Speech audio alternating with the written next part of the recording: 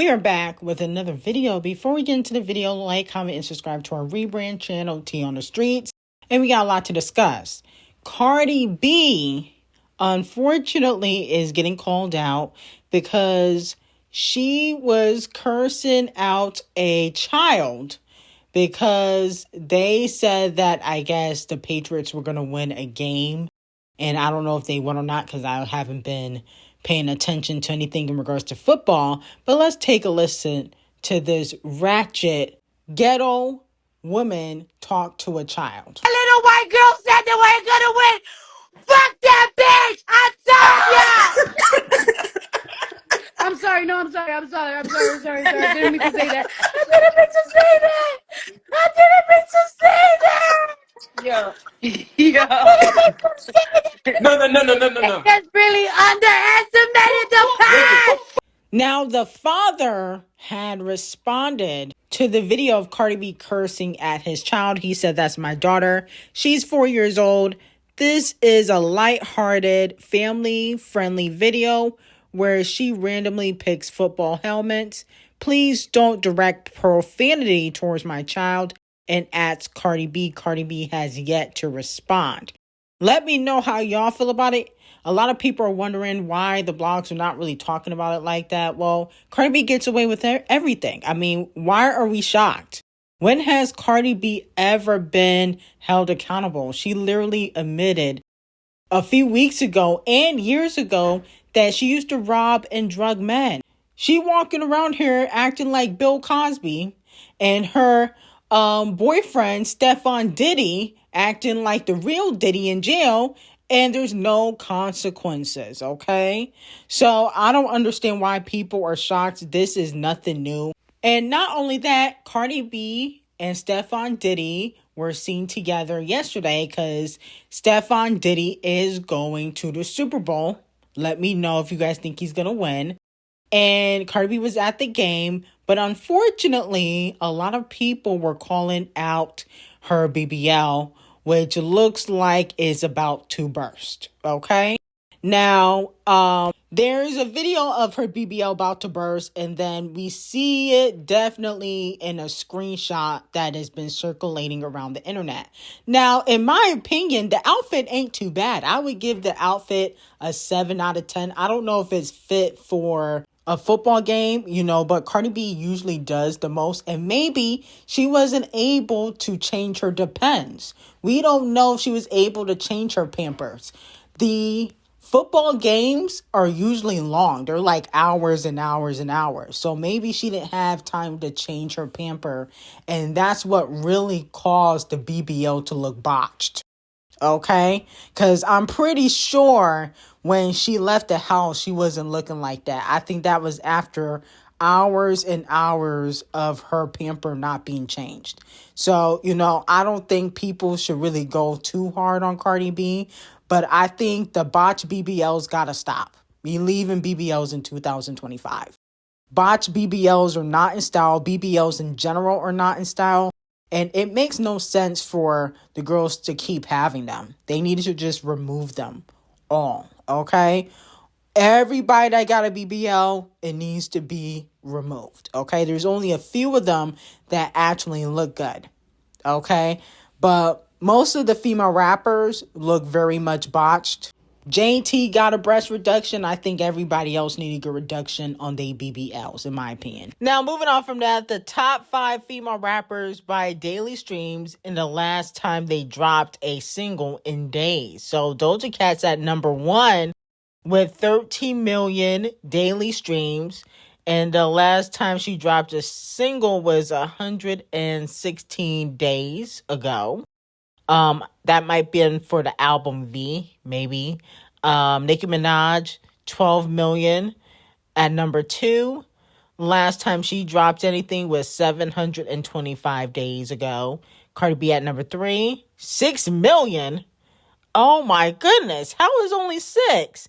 What's that album? What was that album she just dropped? And My Ugly album, didn't that drop a few months ago? 73 days. And you're only doing 6 million? Megan Thee Stallion doing 4.6 million. 92 days is the last time she dropped. I don't know if I believe that. Didn't it? What was that song called? Kissing You, the Kissing You sample song. I forgot the name of it. Didn't that jump after Cardi B's album? And then Doechii, 25 days ago, she dropped a single and she's doing 4 million. So let me know how y'all feel about it. I'm like, I feel like female rap is kind of getting a little bit boring, and that's why most of the female rappers are not doing double digits in streams like Doja Cat and Nicki. But I don't know how Doja Cat number one, because I'm like, V flopped. So what y'all streaming? Planet Her? I'm confused. Now, moving on from that, Nicki Minaj will be doing a sit down allegedly and telling the people what's really going on behind the scenes and why she's moving the way she's moving. She may not go into detail about everything, but allegedly Nicki Minaj is planning on doing a sit down where she's talking about what she has experienced behind the scenes and why she's chosen to publicly take a certain political side. Okay? Now, let me know how y'all feel about it.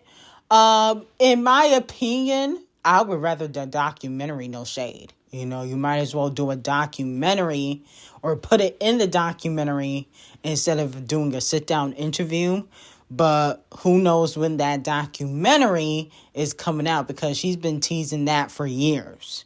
Okay, but I would rather see it in the documentary. And, you know, depending on who she sit down with, you know, you never know if that person genuinely will ask the right questions, okay? Because sometimes, depending on who's doing the interview, they may not ask certain questions or they may ask the wrong questions, okay? So that's another thing. But I don't feel like it's going to change the public perception of how Nicki Minaj is viewed. I think, you know, the Barbs will be happy about it. I definitely believe that. And I think that the Barbs, her core fans, will support her no matter what.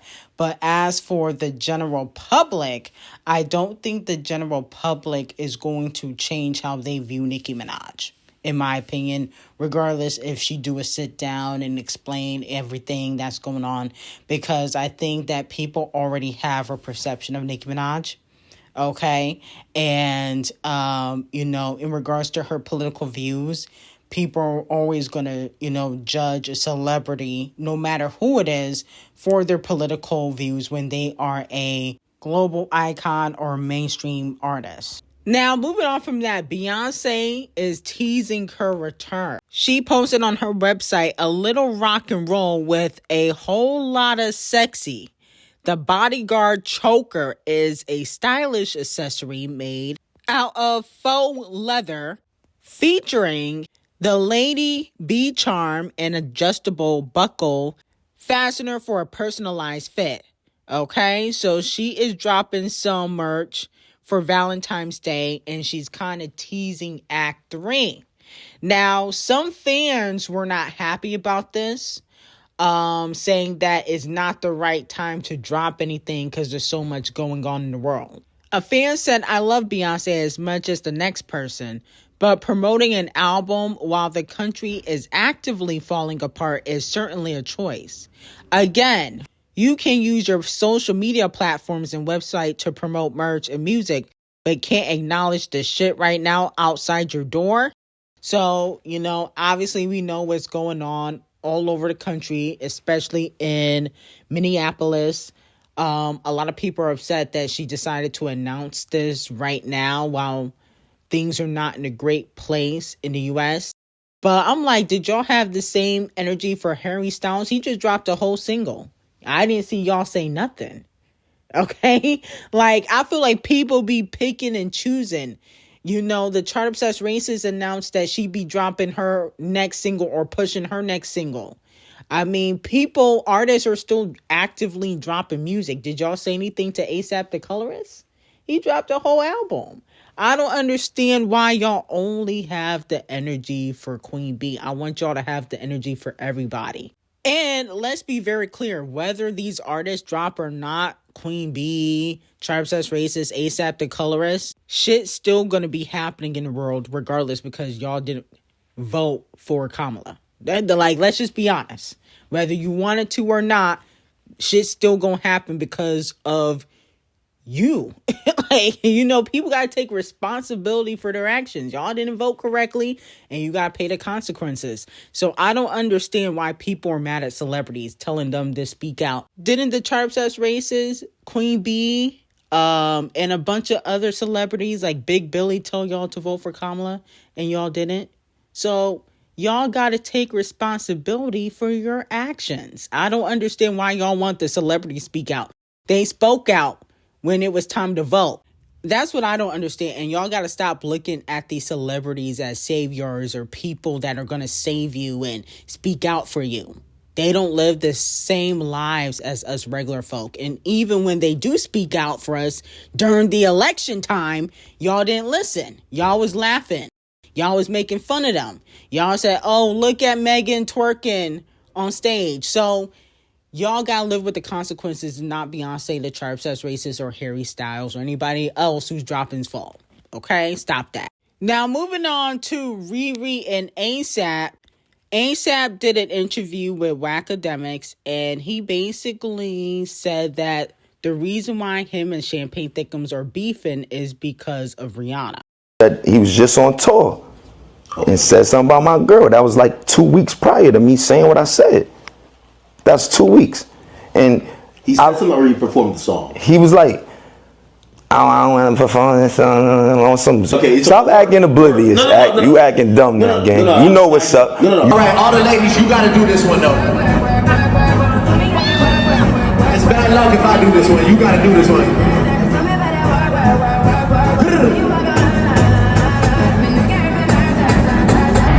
know I can't say this words. I can't do this anymore. You feel me? And I said what I said, and I shouldn't have because it was petty, and I was being messy by putting another woman, saying something about another woman. That's corny. You told him to feature on what I did, like, you feel me? Like, I thought about it, like I probably could have left that out. You know what I'm saying? But I just needed niggas to know, like, when. Have you guys never had that conversation? Of course. So you guys are talk as men. Yes. How does it make it to raps? What you mean how it make it to raps? I just told you the nigga was talking about my broad, nigga. So, but don't you hit him on text or whatever, like, bro, what's up with this? Talk to that nigga who got my number? Huh.